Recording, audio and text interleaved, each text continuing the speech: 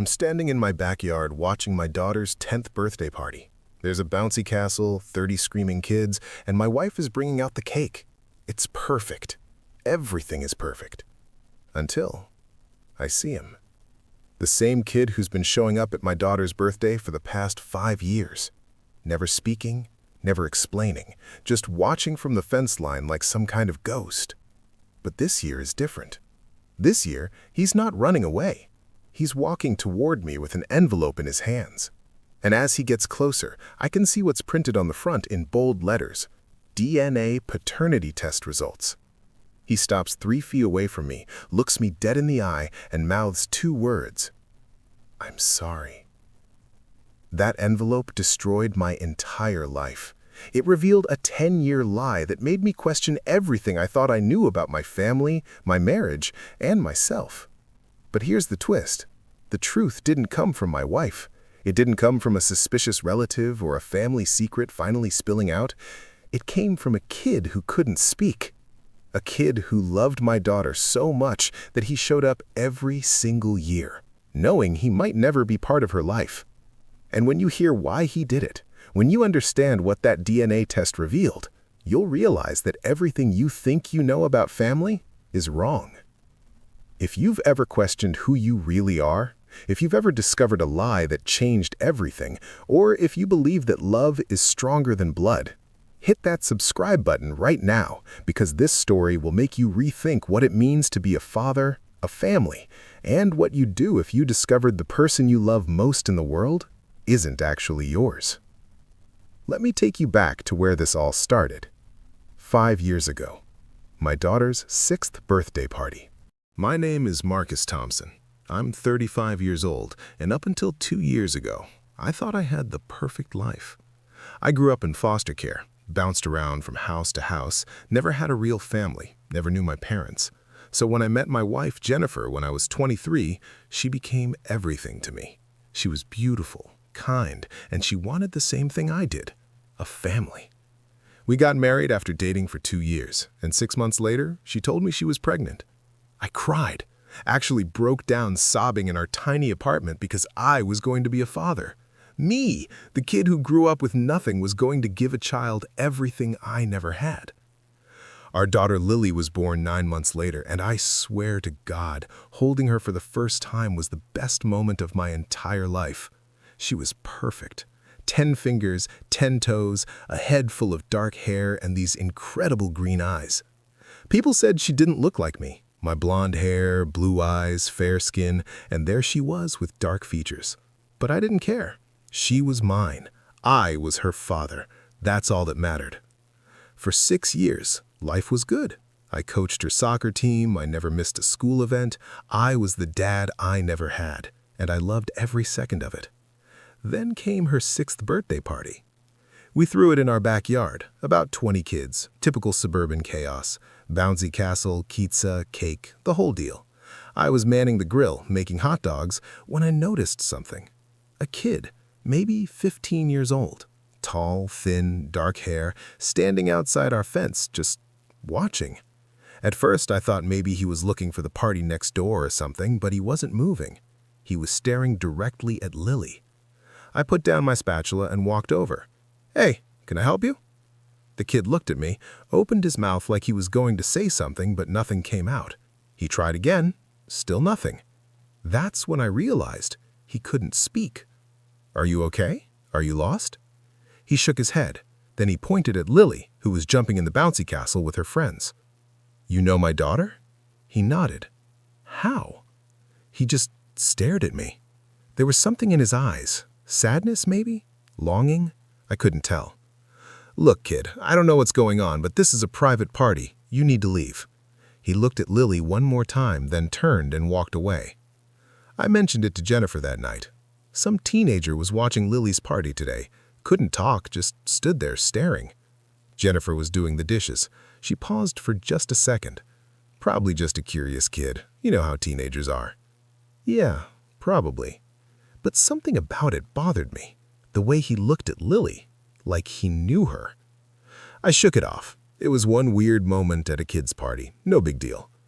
Except it wasn't one moment, because exactly 1 year later, He came back. Lily's 7th birthday. Same backyard setup.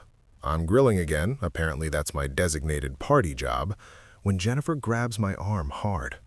"Marcus, he's back." I looked where she was pointing, and there he was. Same kid, a year older, standing in the exact same spot by the fence. This time, I wasn't so patient. I marched over. "Hey, this is private property. You can't keep showing up here." He pulled out his phone and typed something, then showed me the screen. "I just want to see her. Please."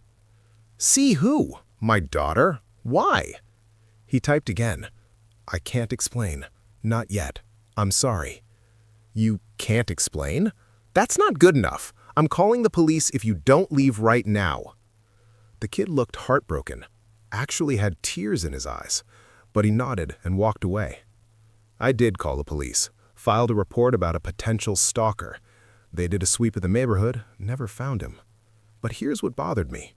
Jennifer seemed more upset about it than I expected. "Maybe he's special needs," she said. "Maybe he's harmless." "Harmless people don't repeatedly show up at little girls' birthday parties," I said. "You're right," she agreed. Something about him seemed sad." I should have pushed that. Should have asked why she cared so much about some random kid. But I didn't. I was too focused on protecting Lily. Big mistake. Because the next year, he came back again. And this time, he brought answers I wasn't ready for. The birthday. I wasn't taking chances this time. I hired my friend Derek from the gym to patrol the party. Former military guy, intimidating as hell.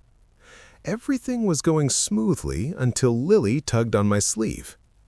"Daddy, there's a boy watching us again." My blood went cold. I spun around and there he was, further back this time, partially hidden by trees across the street. "Derek!" I shouted. "With me!" We ran after him. This time, he didn't run. We cornered him in the alley behind our house. "Who the hell are you?" I demanded. "Why are you stalking my family?" The kid, maybe 17 now, just shook his head, tears streaming down his face. Derek stepped forward.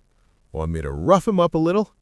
The kid flinched, pulled out his phone with shaking hands, and typed, "My name is Alex. I'm not here to hurt anyone. I just need to see her one day a year. Please." "See her? Why?" He typed, "Because she's my sister." The world stopped. "Your sister? That's impossible. I'm an only child. My wife." Alex shook his head and typed, "Not your sister, mine." "What the hell are you talking about?" But he ran before I could grab him, took off down the alley and disappeared. I stood there breathing hard, trying to process what he'd just said. Derek looked at me. "You know that kid?" "No," I said, "but apparently my wife does." That night, after we put Lily to bed, I confronted Jennifer. "A kid showed up again today, says Lily is his sister." Jennifer went pale, actually lost all color in her face. "That's ridiculous," she said, but she wouldn't look at me. "Is there something you're not telling me?" "Marcus, I've never seen that boy before in my life. He's clearly disturbed. He knew her name. He called her his sister. Lots of crazy people know things. That doesn't make them true." But her hands were shaking, and she still wouldn't look me in the eye. "Jennifer, look at me." She finally did. And in that moment, I knew.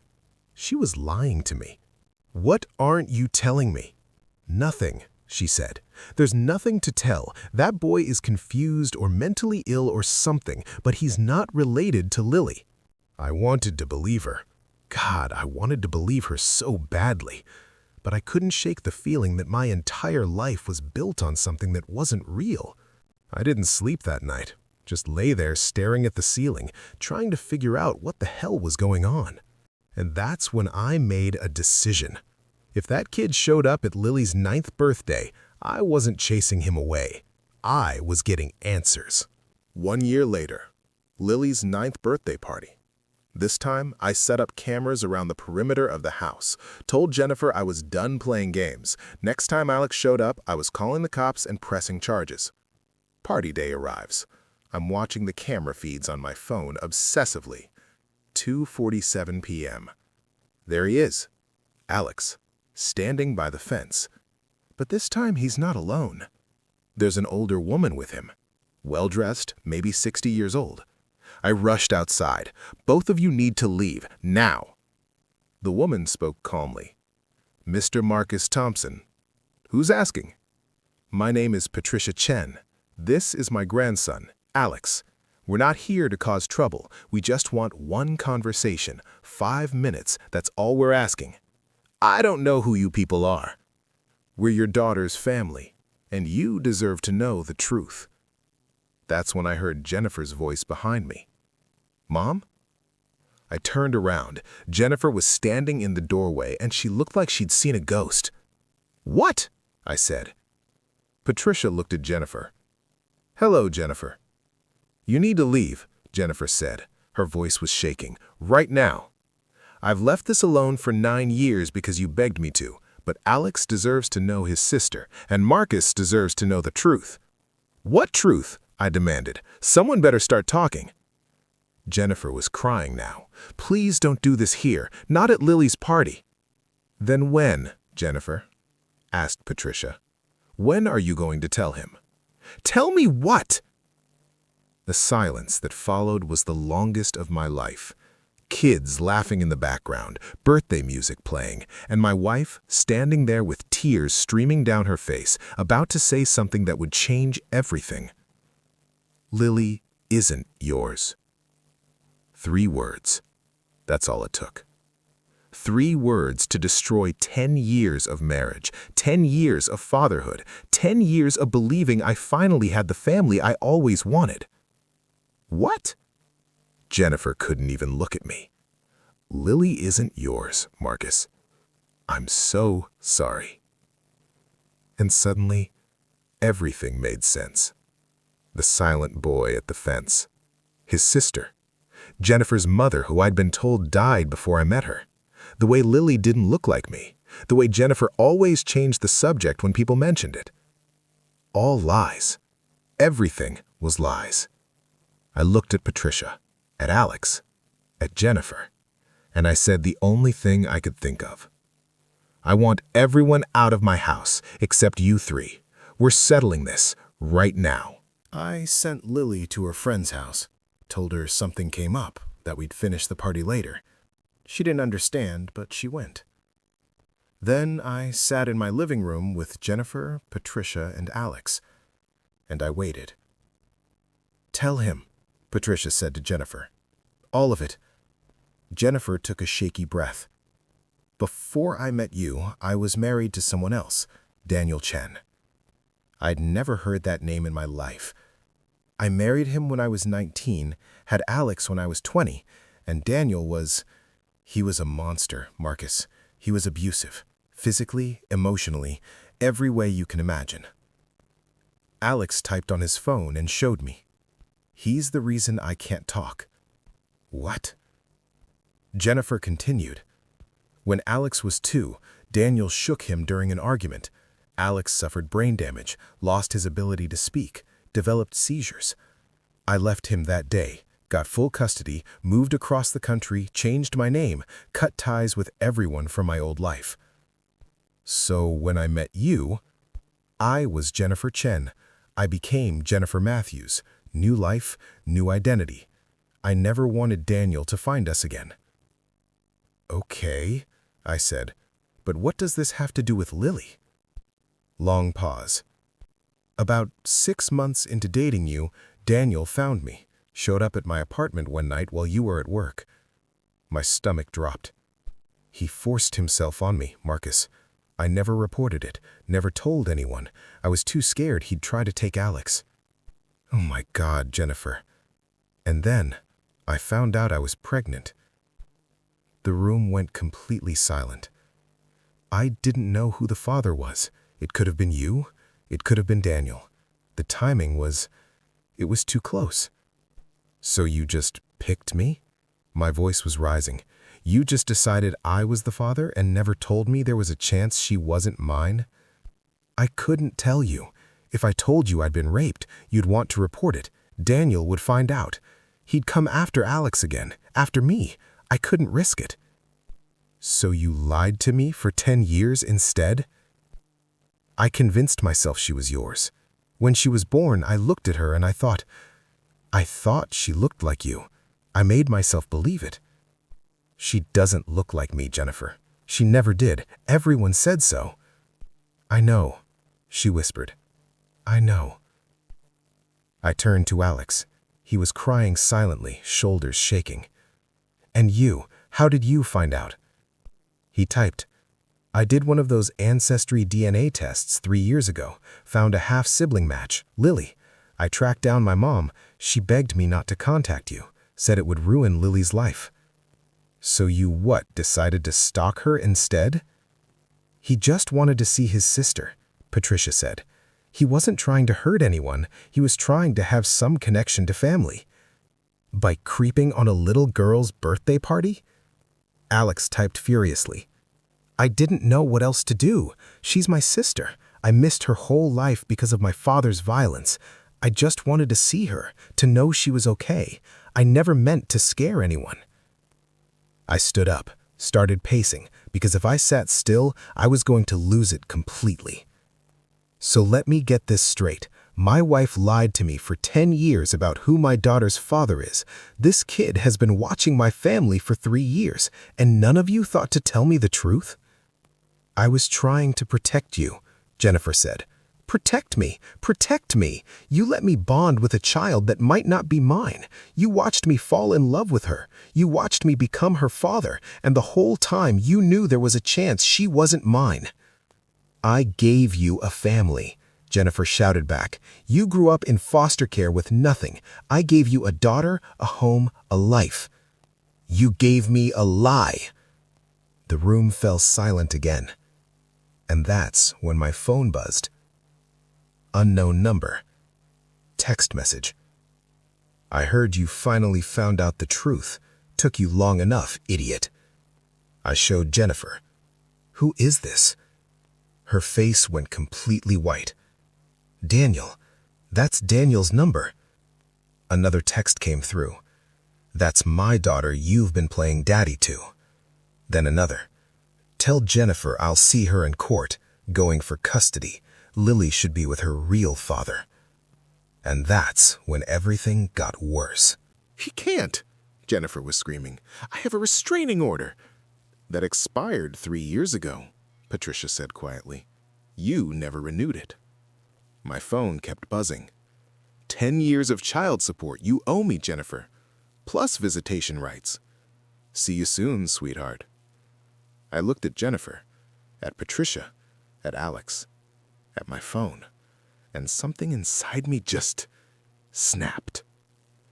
So what you're telling me is that the man who abused you, who hurt Alex, who raped you, now wants custody of Lily? He can't have her, Jennifer sobbed. Marcus, please, he can't have her. Why are you asking me? I'm not her father, remember?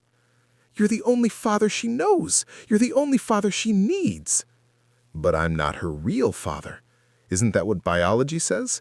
Isn't that what Daniel is claiming?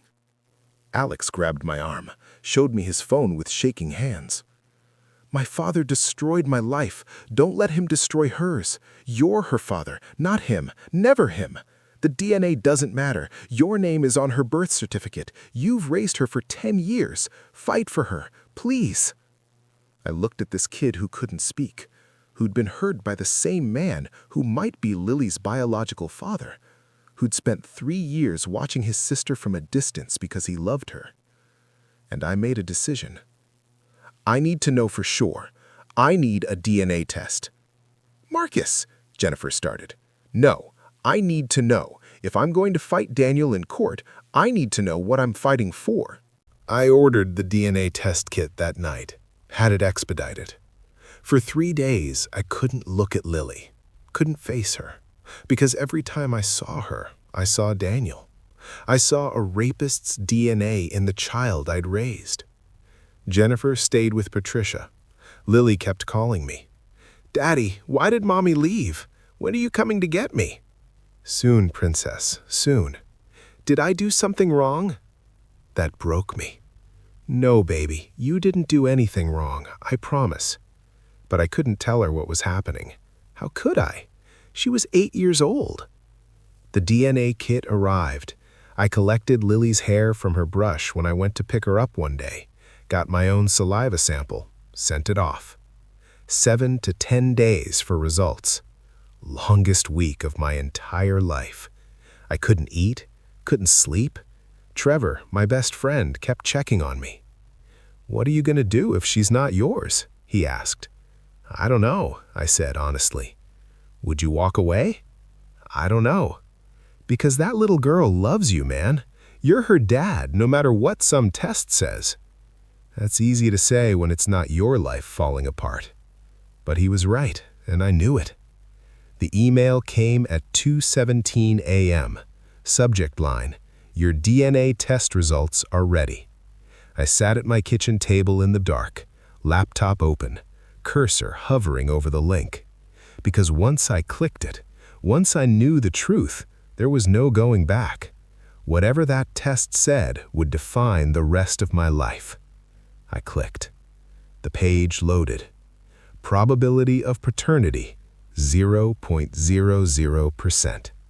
Marcus Thompson is excluded as the biological father. I read it 3 times to make sure I wasn't misunderstanding.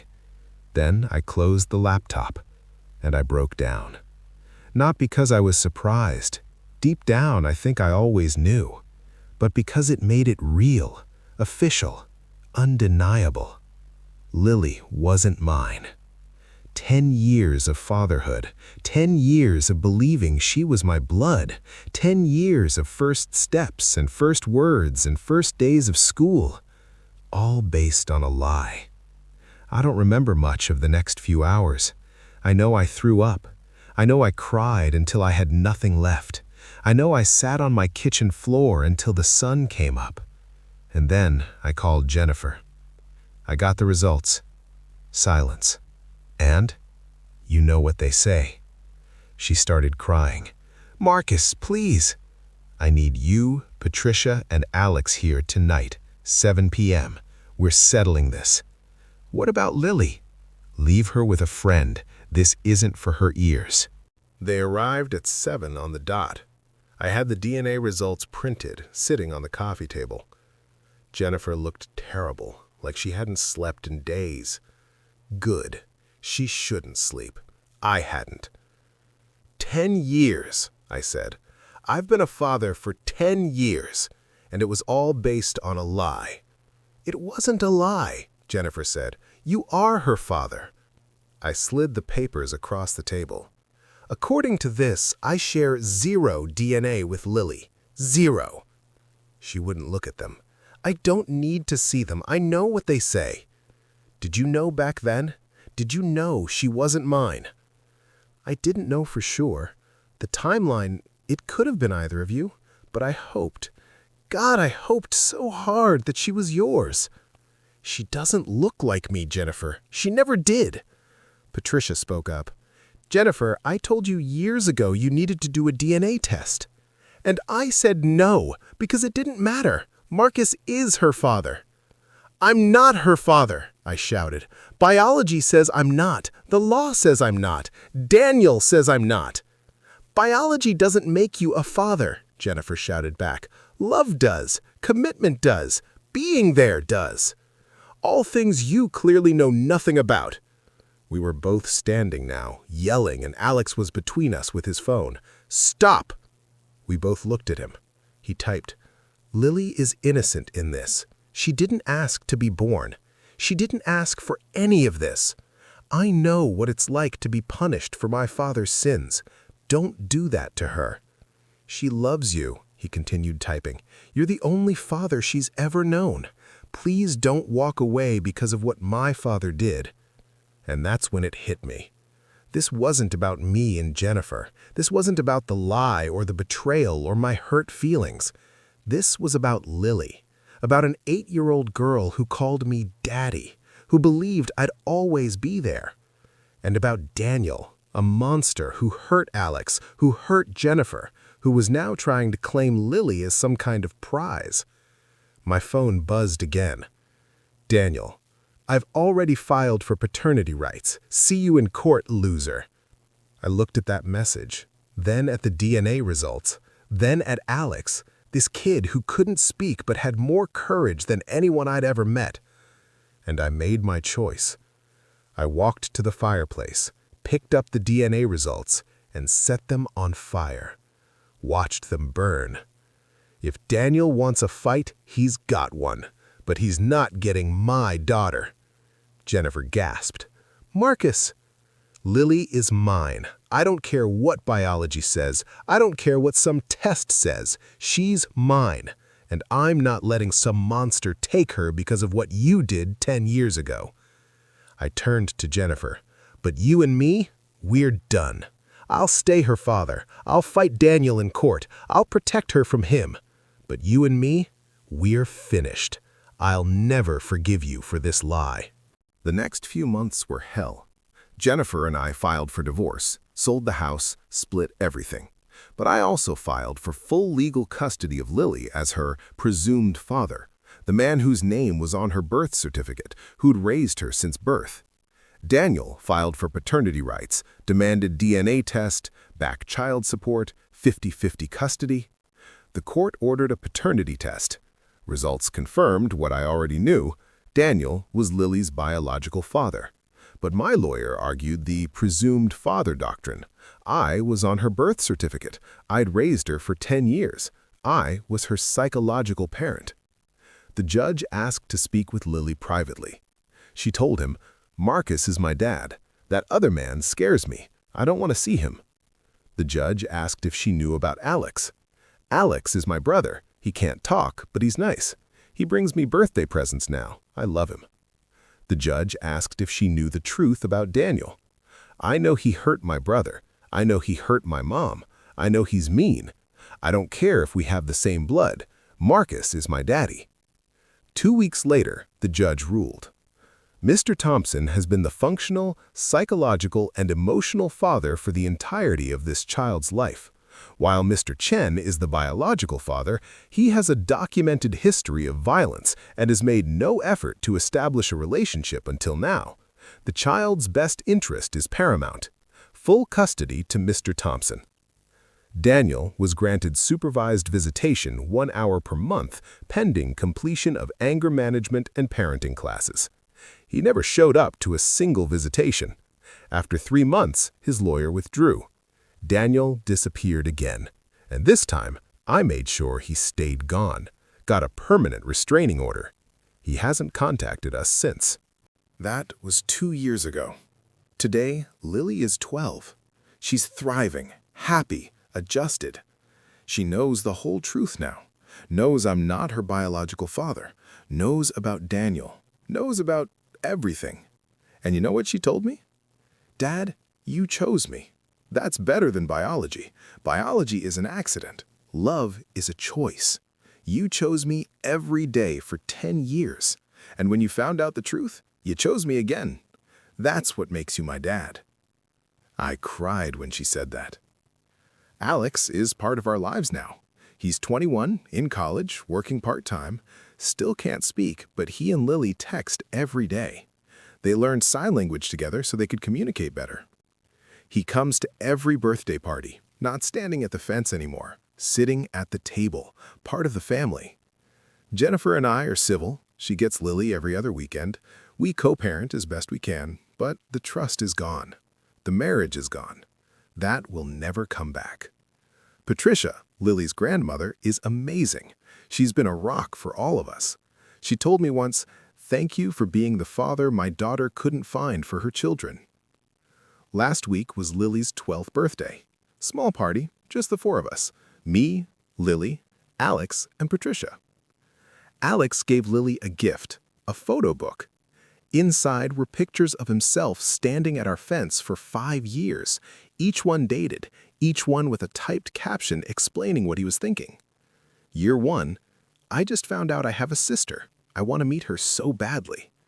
Year 2, she looks happy. I'm glad she has a good dad. Year 3, I'm scared if I tell the truth, I'll ruin her life. Year 4, my grandmother says I deserve to know my sister, But does she deserve to know me? Year 5. This is the year I'll tell them. I have to. I can't stay silent anymore. The last page was a photo of Alex and Lily together, arms around each other, both smiling. Caption, Year 6. Finally got to be her brother. Worth every silent year. Lily cried. I cried. We all cried. Because that's what family does. They show up, even when it's hard, even when it hurts, even when they can't speak. Alex showed up for 5 years before anyone knew why. I showed up even after learning the truth. And Lily? She's showing up now, teaching us all what forgiveness and love really look like. People ask me all the time if I regret it. Raising a child that wasn't biologically mine. They ask if I feel cheated, deceived, stolen from. And here's what I tell them. Biology is an accident. Love is a choice. I didn't choose Lily's DNA, but I chose her. Every single day for 10 years. And when I found out the truth, I chose her again. That's what makes me her father. Not what's in her blood, what's in her life. Was Jennifer's lie wrong? Absolutely. Unforgivably wrong. But would I trade those 10 years? Would I give back the memories, the milestones, the love? Never. Not for anything. Because here's what I learned from a kid who couldn't speak. Family isn't who you're born to. It's who you choose to show up for. Alex crashed 5 birthdays in silence because he loved his sister enough to wait, to be patient, to respect boundaries while still staying present. I stayed Lily's father even after learning the truth because I loved her enough to fight, to choose her over my pride, to put her needs above my hurt. And Lily? She loves us all enough to forgive, to accept a complicated family, to understand that sometimes love is messy and painful and nothing like the fairy tales. If you're living with a secret like Jennifer's, tell the truth, now, today, immediately. The longer you wait, the more damage it does, the more people get hurt. But if you're in my position, if you find out a child you love isn't biologically yours, remember this. You don't stop loving someone because you learn their DNA is different than you thought. You love them because of who they are, not whose genes they carry. I'm Lily's father, not because of biology, because I chose her, and I keep choosing her. Every single day. And that's what makes me dad. Alex wrote something for me recently. Had it typed out on his phone. Said I could share it if I wanted. It said, "For 5 years, I watched my sister grow up from a distance. I saw her learn to ride a bike, saw her lose her first tooth, saw her laughing with the man who chose to be her father. And I was jealous, not of her, of him, because he got to be what I wanted to be, her family. But now I understand. Being family isn't about DNA. It's about showing up. It's about love. It's about choice. Marcus chose Lily when he didn't have to. That's the kind of father I hope I can be someday. That's the kind of brother I'm trying to be now. Thank you for teaching me what family really means. And thank you for loving my sister the way she deserves to be loved." I keep that message saved on my phone. Read it whenever I'm having a hard day. Because it reminds me why I made the choice I did. And it reminds me that sometimes the people who can't speak have the most important things to say. He crashed 5 birthdays in silence. And when he finally spoke, through that DNA test, through his actions, through his love for his sister, he taught me the most important lesson of my life. Family isn't who you're born to. It's who you choose to show up for. And I choose Lily every single day. If this story touched you, if it made you think about what family really means, hit that subscribe button and share this video with someone who needs to hear it. Because somewhere out there, someone is living with a lie like Jennifer's. Someone is struggling with a truth like mine. Someone is standing at a fence like Alex, waiting to be let in. Let them know they're not alone.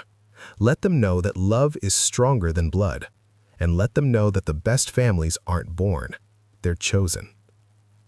Thanks for listening to my story. I'll see you in the next one.